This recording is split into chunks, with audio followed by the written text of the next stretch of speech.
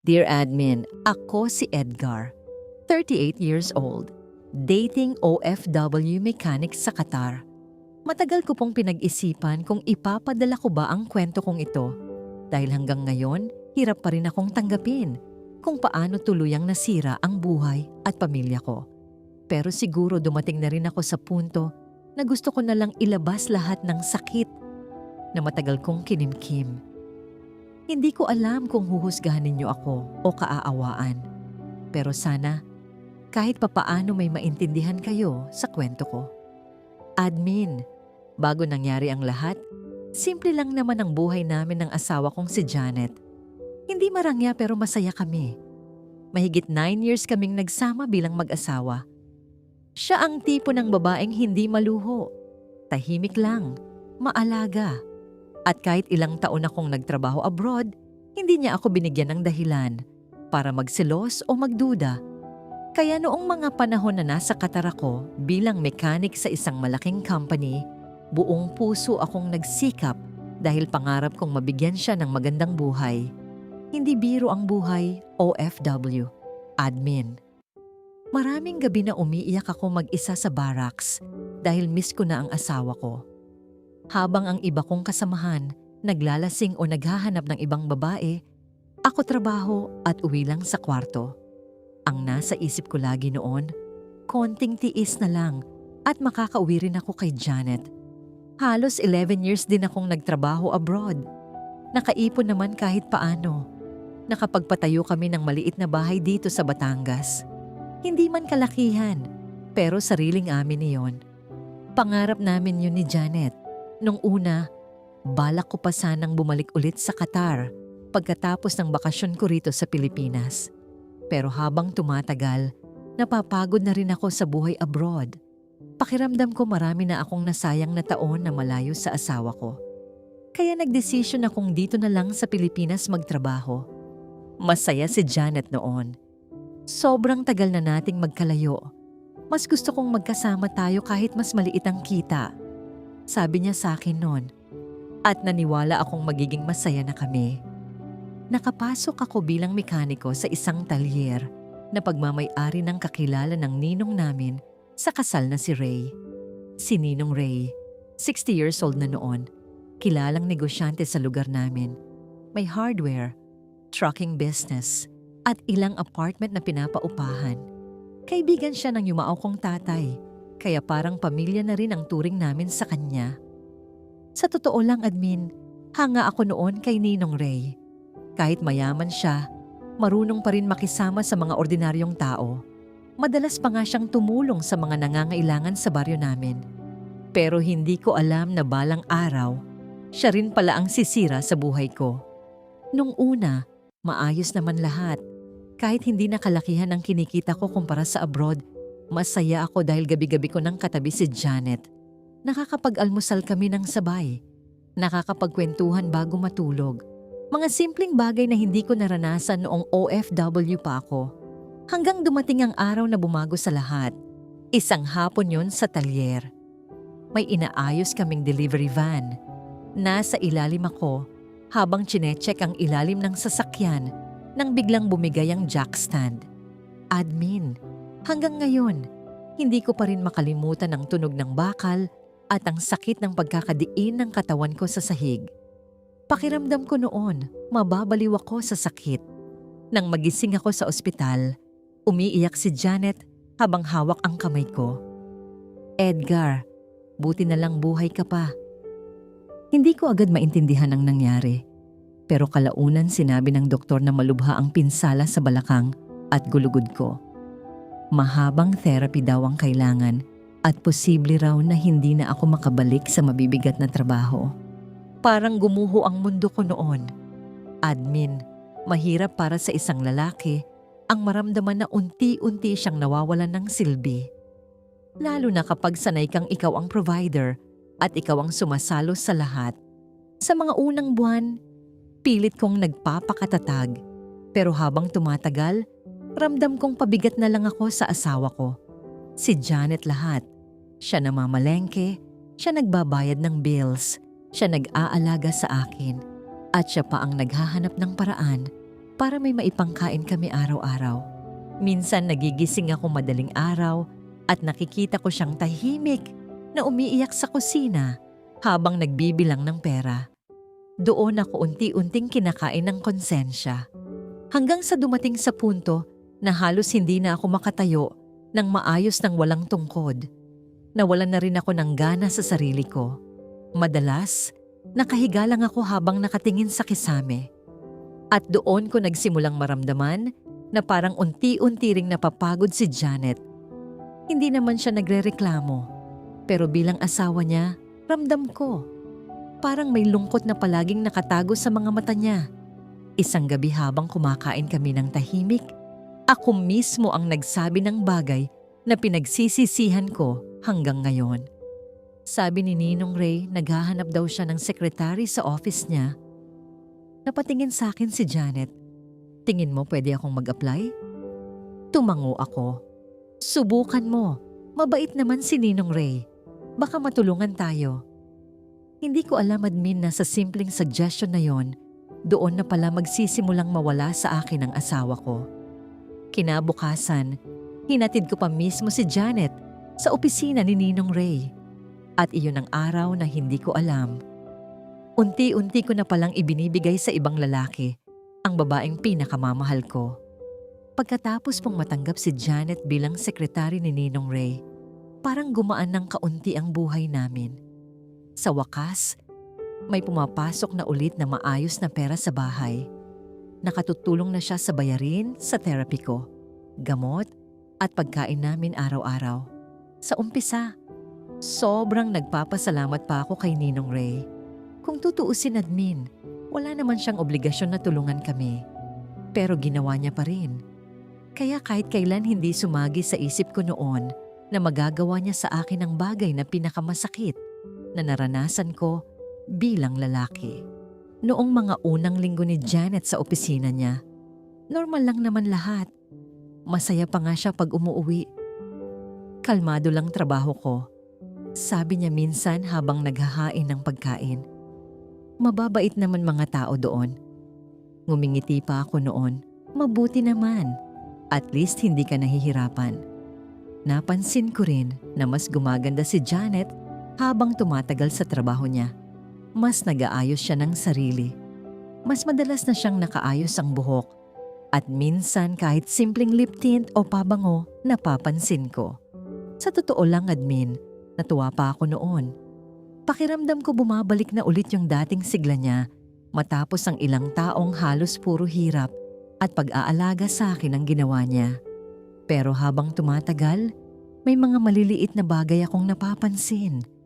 Mga bagay na nung una, binaliwala ko lang. Madalas na siyang gabihin. Minsan hindi na kami sabay kumakain.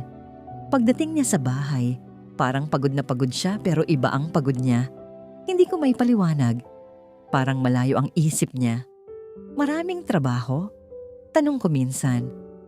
Oo, ang daming inaasikaso ni Ninong Ray. Tumango lang ako. Isang gabi, halos mag-10 na siya nakauwi. Noon lang ulit ako nakaramdam ng kaba. Pagpasok niya sa bahay, agad kong naamoy ang pabango niya. Hindi yun yung ordinaryong amoy galing opisina.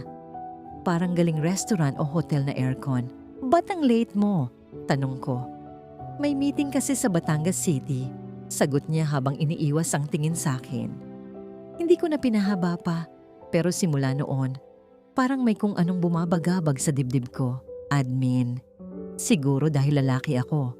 Ramdam mo kapag may nagbabago sa asawa mo, kahit hindi mo maipaliwanag. May mga gabing katabi ko siya sa kama, pero pakiramdam ko napakalayo niya.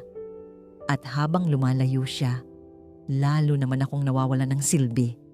Hindi ko na maikaila sa sarili ko na nagsisimula na akong mainggit kay Ninong Ray. Siya kasi, kumpleto pa rin. Malakas, may pera, may negosyo. Kayang magmaneho kahit saan. Kayang dalhin si Janet kung saan niya gusto. Samantalang ako, nasa bahay lang, umaasa, may tungkod, at halos hindi na makapagtrabaho. Minsan nahuhuli ko pang nakatitig si Janet sa akin habang hirap akong tumayo mula sa sofa. At sa mga tingin niyang yon, Pakiramdam ko na aawa na lang siya sa akin. Isang araw, habang nanonood ako ng TV, may narinig akong nagkukwentuhan ng dalawang kapitbahay sa labas ng bahay namin. Ang bait talaga ni Ray, no? Lagi raw niyang kasama yung sekretary niya. Tahimik lang yung babae pero maganda. Hindi ko alam kung bakit biglang bumilis tibok ng puso ko noon. Pero agad ko ring inalis sa isip ko. Hindi si Janet yon, sabi ko sa sarili ko. Pinagkakatiwalaan ko asawa ko eh. At sa kaninong namin si Ray. Hindi niya magagawa sa akin yon. Hindi niya sisirain ang tiwalang ibinigay ko sa kanya. Pero habang lumilipas ang mga linggo, mas lalo kong nararamdaman ang pagbabago kay Janet. Madalas tulala siya. Minsan nakangiti mag-isa habang nagcha-cellphone. Kapag nagtatanong ako tungkol sa trabaho niya, maiikli na lang sagot niya. Hanggang sa isang gabi, habang naghahapunan kami, bigla niyang sinabi, "Next week baka mag-overnight kami sa Manila." Napatigil ako sa pagkain. Overnight? Tumango siya.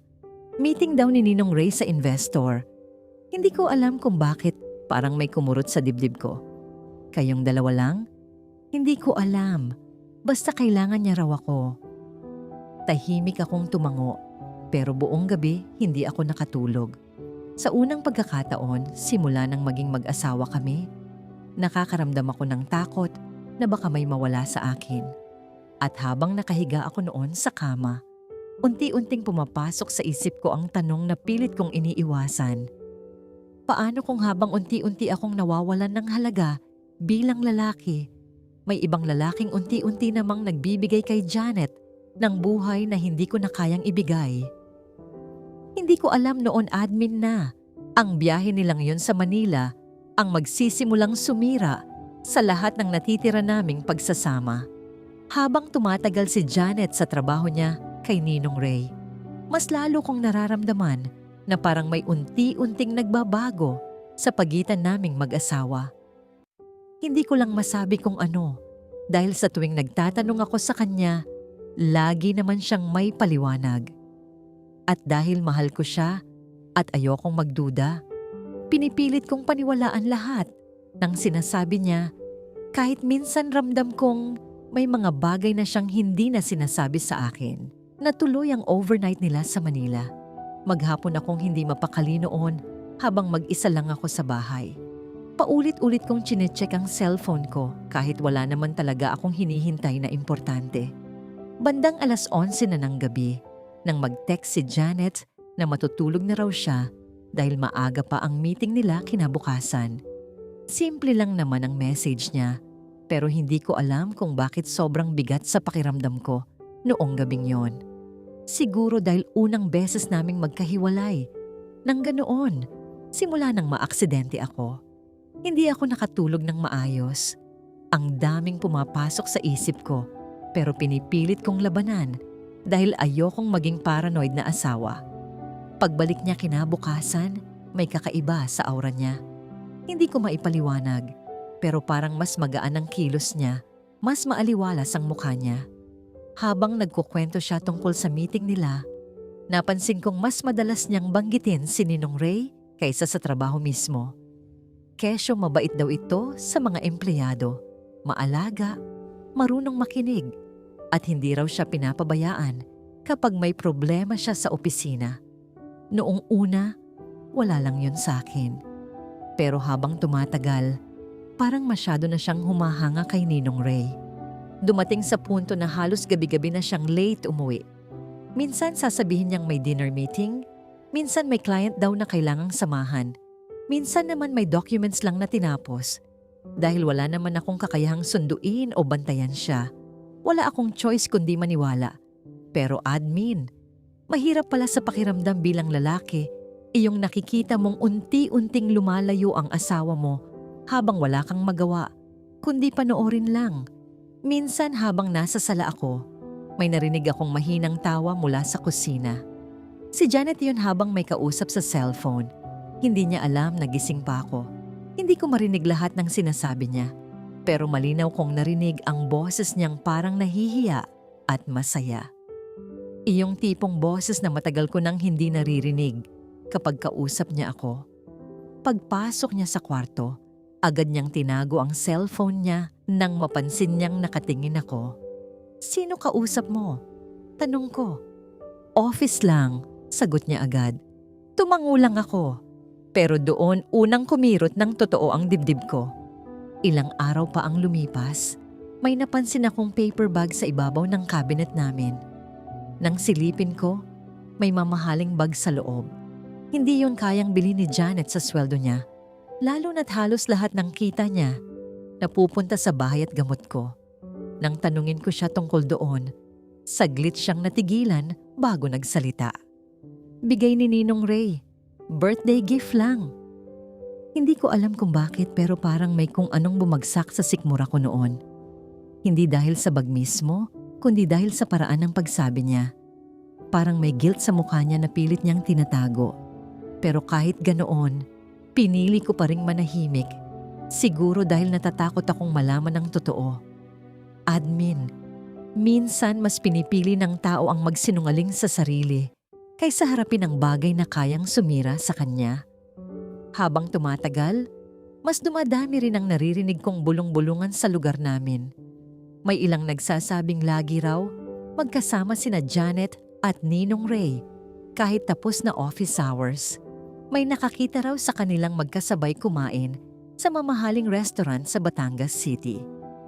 May nagsabi ring madalas daw silang magkasama sa business trips kahit hindi naman kailangan.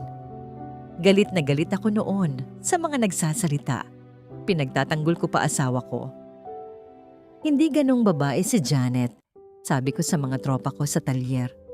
Pero sa totoo lang, admin, habang ipinagtatanggol ko siya sa ibang tao, ako mismo nagsisimula ng mawala ng kapanatagan.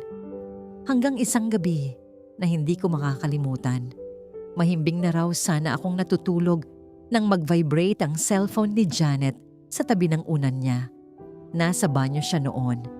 Hindi ko alam kung anong pumasok sa isip ko, pero iyon ang unang beses na hinawakan ko ang cellphone niya nang walang paalam. At doon tuluyang gumuho ang mundo ko. Isang message lang ang nakita ko pero sapat na para mawalan ako ng hininga. "Namimiss na kita. Sana nandito ka ulit sa tabi ko. Ray." Parang nanlamig buong katawan ko habang nakatitig sa screen ng cellphone. Hindi ko alam kung ilang minuto akong ganoon. Hindi ko matanggap na ang taong itinuring kong ninong at tinulungan pa kami noong pinakamahirap naming panahon. Siya palang dahilan kung bakit unti-unting nawawala sa akin ang asawa ko. At mas masakit doon, admin, wala man lang paliwanag ang message. Dahil malinaw na malinaw kung anong klaseng relasyon na ang meron sila. Hindi ko alam kung paano ko sisimulan ang parteng ito ng kwento ko. Dahil hanggang ngayon, kapag naaalala ko, parang bumabalik lahat ng sakit at kahihiyan na naramdaman ko noong mga panahong iyon. Matagal kong pilit nilalabanan ang mga hinala ko tungkol kina Janet at Ninong Ray dahil ayokong maniwala na kayang gawin sa akin ng asawa ko yon.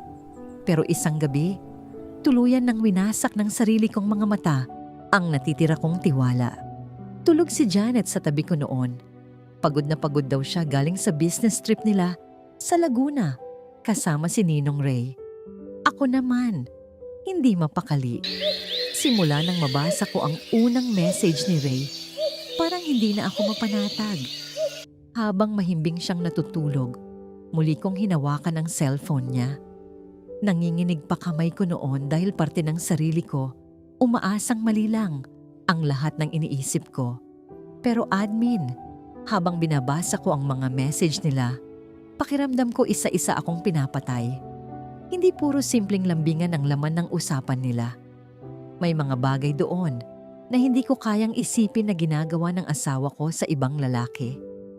May mga pictures pa silang magkasama sa sasakyan, sa hotel, at sa isang resort na hindi ko alam na pinuntahan pala nila. Pero ang pinakadurog sa akin ay isang message ni Ray. "Ang sarap mong kainin kanina habang naliligo ka. Sana maulit-ulit ito." Pagkabasa ko noon, parang nawalan ako ng hangin. Nanginginig buong katawan ko habang hawak ang cellphone ng asawa ko. Hindi ko alam kung maiiyak ba ako, magsisigaw, o tuluyang mawawala sa sarili. Habang ako hirap na hirap tumayo mag-isa at umaasa na lang sa gamot araw-araw, ang asawa ko pala may ibang lalaking humahawak at umaangkin sa kanya. At ang mas masakit, admin, nag-reply pa si Janet. Na-miss ko rin lahat ng ginawa mo sa akin. Hindi ko na kinaya. Doon na ako tuluyang bumagsak. Paglabas ni Janet ng banyo kinabukasan ng umaga, nadatnan niya akong nakaupo sa kama habang hawak ang cellphone niya. Pagkakita niya pa lang sa mukha ko, namutla agad siya. Edgar, hindi ko na napigilan sarili ko. Ano ito, Janet? Tahimik lang siya habang nakatitig sa cellphone niya. Hindi siya makasagot at doon ko unang nakita sa mukha niya ang guilt na matagal niyang tinatago. Gaano katagal mo akong niloloko? Tanong ko habang umiiyak na ako.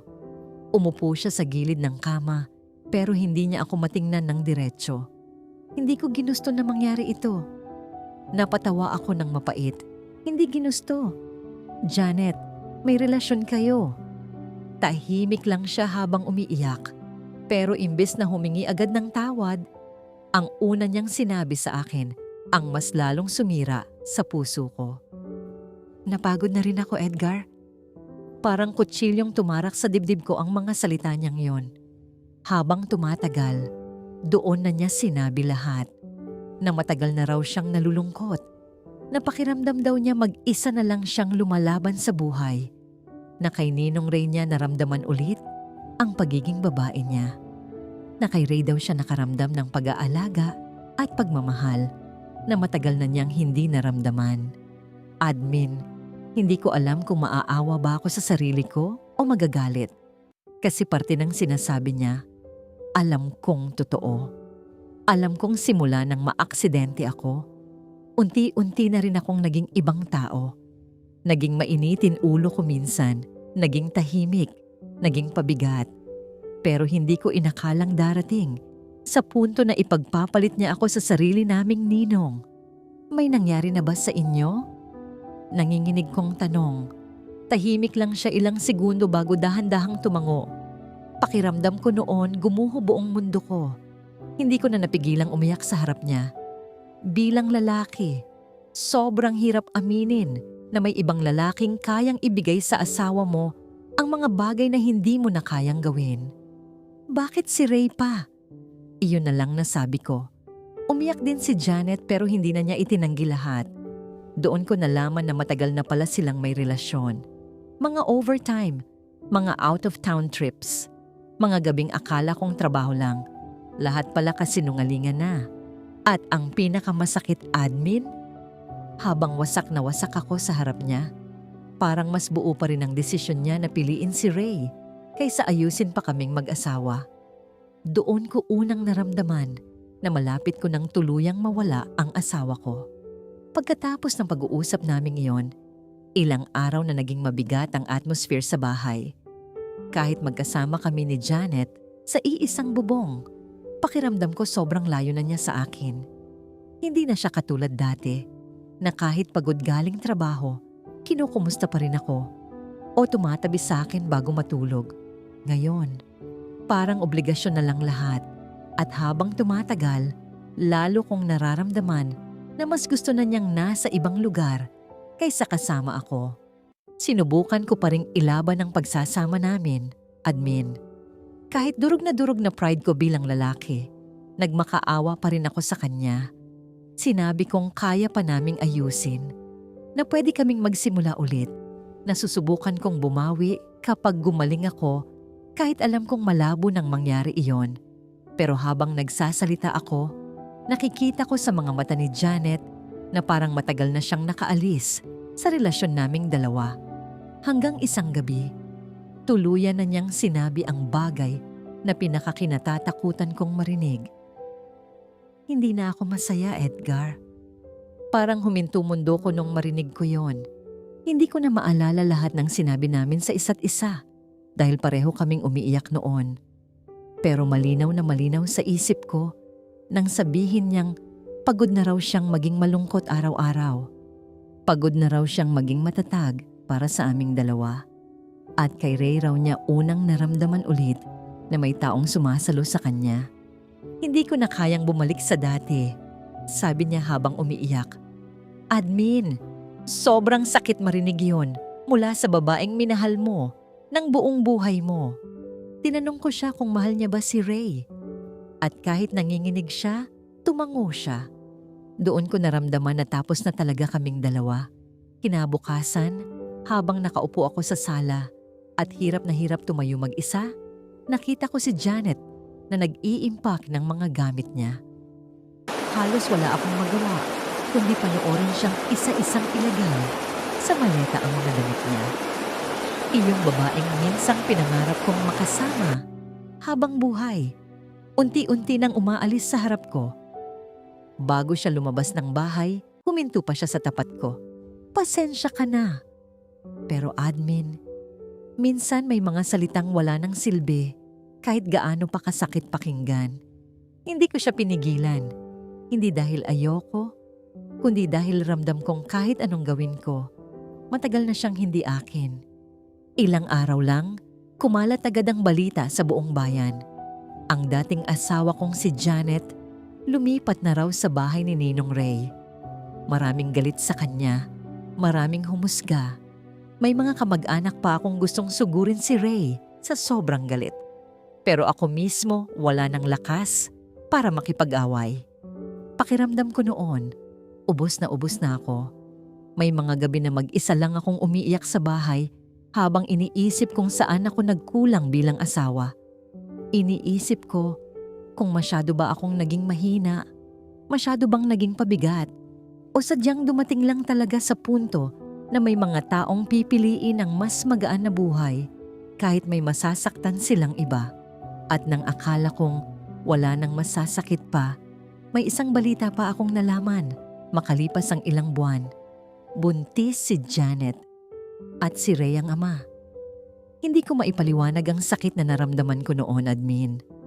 Habang ako unti-unting nawalan ng kakayahang buuin ang pamilya namin, ibang lalaki pala ang magbibigay sa kanya ng bagong buhay at bagong pamilya.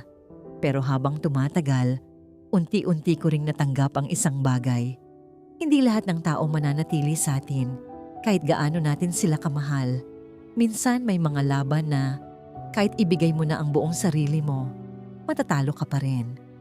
Hanggang ngayon mahal ko pa rin si Janet kung tutuusin. Hindi madaling burahin ang halos isang dekadang pagsasama. Pero natutunan ko ring tanggapin na may mga taong darating lang sa buhay natin para turuan tayo kung gaano kasakit mawalan. At kung may natutunan man ako sa lahat ng ito, iyon ay ang katotohanang minsan, ang pinakamabigat na pagtataksil ay hindi nanggagaling sa kaaway, kundi sa mismong mga taong pinakapinagkatiwalaan mo. Mga kabayan, napakabigat ng kwento ni Edgar. Totoo man o hindi para sa iba, marami pa rin tayong mapupulot dito tungkol sa relasyon, sakripisyo, pagod, at sa mga pagbabagong kayang gawin ng lungkot sa isang tao. Minsan hindi sapat ang pagmamahal lang para manatiling buo ang isang pagsasama, lalo na kapag unti-unti nang napapalitan ng distansya, pagod, at emosyonal na pagkukulang. Pero syempre, iba-iba tayo ng pananaw, kaya gusto naming marinig ang opinyon ninyo. Sino ba ang mas nagkulang sa kwentong ito? Si Edgar ba? Si Janet o si Ray? At kung kayo ang nasa sitwasyon ni Edgar, mapapatawad niyo pa ba ang asawa ninyo pagkatapos ng lahat? At mga kabayan, gusto rin naming malaman kung saan niyo pinapanood ang ating mga videos. Kayo ba ay nasa Saudi, Dubai, Qatar, Hong Kong, Canada, o dito lang sa Pilipinas? Comment niyo sa baba kung saan kayo nanonood para mabati namin kayo sa susunod nating videos. At kung gusto niyo pa ng mas matitinding OFW stories, panoorin niyo rin ang isa sa ating mga trending na kwento na pinamagatang Pinay sa Saudi binayaran ng amo para magkaanak. Siguradong mabibigla rin kayo sa naging desisyon ng bidang OFW sa kwentong ito. Maraming salamat sa pananatili hanggang sa dulo ng kwentong ito. Kung may kwento rin kayong gustong ilabas, mga liham ng sakripisyo, pangungulila, tagumpay, o pagkatalo bilang OFW, bukas ang channel na ito para sa inyo. Pwede kayong magpadala ng inyong kwento at igagalang namin ang inyong katahimikan at pagkakakilanlan. Thanks for watching, and we'll see you in the next video.